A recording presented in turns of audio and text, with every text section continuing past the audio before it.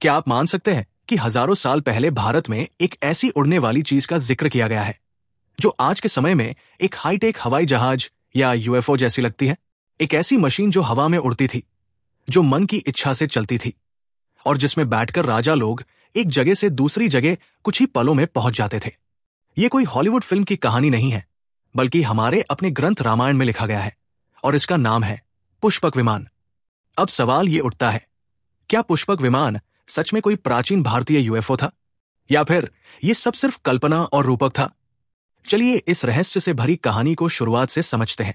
इस वीडियो में हम जानेंगे कि पुष्पक विमान क्या था, इसका जिक्र कहां मिलता है, इसके पीछे के वैज्ञानिक और ऐतिहासिक दृष्टिकोण क्या है, और ये भी कि आज के दौर में हम इस बात को कैसे समझ सकते हैं। पुष्पक विमान का जिक्र सबसे पहले हमें वाल्मीकि रामायण में मिलता है।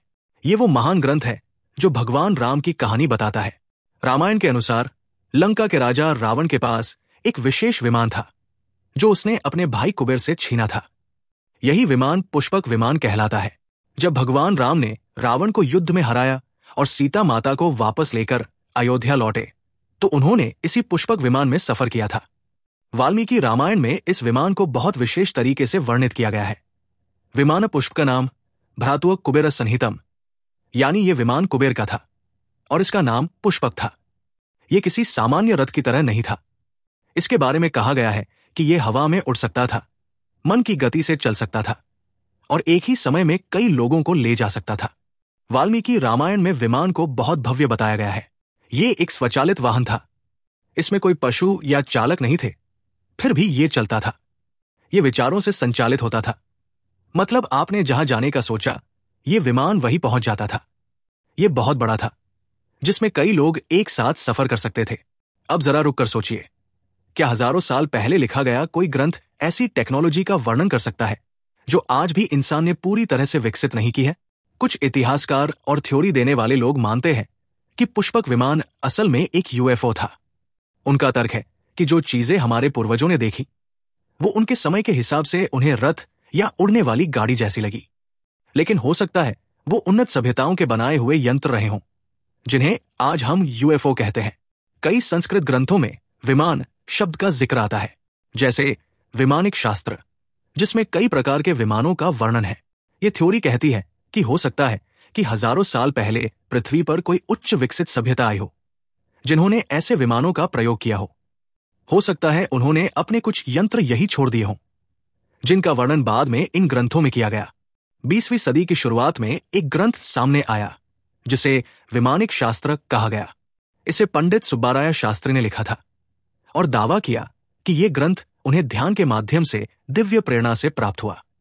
इस ग्रंथ में 32 प्रकार के विमानों का वर्णन किया गया है। विमान उड़ाने की विधि, उनके ईंधन, निर्माण सामग्री और दिशा ज्ञान का उल्लेख है। यह भी बताया गया है कि विमान कैसे अदृश्य हो सकते हैं या अपनी दिशा अचानक बदल सकते हैं। हालांकि वैज्ञानिक समुदाय में इसे लेकर बहस है। कई वैज्ञानिकों का कहना है कि यह ग्रंथ आधुनिक काल की कल्पना है और इसकी टेक्नोलॉजी अभी तक वैज्ञानिक परीक्षणों में पास नहीं हो पाई, लेकिन फिर भी यह ग्रंथ लोगों की जिज्ञासा को और बढ़ाता है। अब आइए दूसरे पहलू को भी समझते हैं। कुछ विद्वानों का मानना है कि पुष्पक विमान एक रूपक है, यानी मेटाफोर। पुराने ग्रंथों में बातें प्रतीकात्मक रूप में कही जाती थी, जैसे उड़ने वाला रथ तेज गति का प्रतीक हो सकता है, मन से नियंत्रित वाहन ध्यान और योग की शक्तियों का रूपक हो सकता है ये आत्मा की यात्रा या मानसिक शक्ति को दर्शाता हो। भारत की संस्कृति में अक्सर आध्यात्मिक बातों को भौतिक प्रतीकों से समझाया गया है, इसलिए कुछ लोग मानते हैं कि पुष्पक विमान को शाब्दिक रूप से नहीं लेना चाहिए।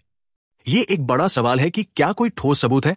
अब तक पुष्पक विमान जैसा कोई भौतिक सबूत नहीं मिला है, लेकिन प्राचीन भारत में ऐसे कई मंदिरों की नक्काशी में उड़ने वाले यंत्रों के चित्र मिलते हैं जिन्हें देखकर आश्चर्य होता है। कुछ चित्रों में आग उगलते रथ, ऊपर उड़ती मशीनें और उनके नीचे खड़े लोग दिखाए गए हैं। दक्षिण भारत के कुछ मंदिरों में ऐसे चित्र हैं जो कुछ रॉकेट या विमान जैसे दिखते हैं। ये सब कल्पना है या उस समय के किसी देखे गए अनुभव की अभिव्यक्ति? ये सवाल अब भी बना हुआ है।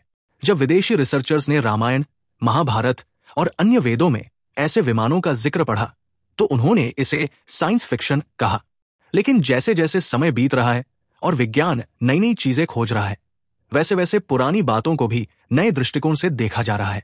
नासा के कुछ इंजीनियर्स ने वैमानिक शास्त्र के कुछ हिस्सों की तुलना आधुनिक एरोडायनेमिक्स से की है। कुछ लोग मानते हैं कि इन ग्रंथों में जो कहा गया है वो कम से कम इतनी समझ जरूर दर्शाता है कि हमारे पूर्वजों की कल्पना शक्ति बहुत ही विकसित थी। तो फिर पुष्पक विमान क्या था? इसका कोई एक उत्तर नहीं है। शायद ये एक तकनीकी यंत्र था जो आज खो गया है, या हमें उसकी तकनीक समझ नहीं आई। शायद ये एक रूपक था जो मानसिक शक्ति, यात्रा और आत्मिक उन्नति का प्रतीक था। या फिर ये दोनों का मिश्रण था, एक ऐसी कल्पना जो तकनीक से भी जुड़ी थी और आध्यात्मिकता से भी। पुष्पक विमान सिर्फ एक उड़ने वाली मशीन की कहानी नहीं है, बल्कि ये हमारी सभ्यता की उस सोच को दर्शाता है जो आज से हजारों साल पहले भी सीमाओं से परे थी। चाहे वो सच हो या कल्पना, एक बात तय है, हमारे पूर्वजों के पास ऐसी सोच थी जो आज के इंसान को भी चौंका देती है। पुष्पक विमान हमें सिर्फ उड़ने का सपना नहीं दिखाता, बल्कि ये हमें हमारी जड़ों, हमारी संस्कृति और हमारी कल्पना की शक्ति से जोड़ता है। ये हमें सिखाता है कि जो हम सोच सकते हैं वो कभी ना कभी हकीकत बन सकता है। और यही है भारत की सबसे बड़ी शक्ति, कल्पना में भी विज्ञान की संभावना। तो अगली बार जब आप आकाश में किसी हवाई जहाज को देखें तो एक पल को सोचिएगा, क्या कहीं पुष्पक विमान अब भी हमारे आसमान में चुपचाप उड़ रहा है, किसी रहस्य की तरह,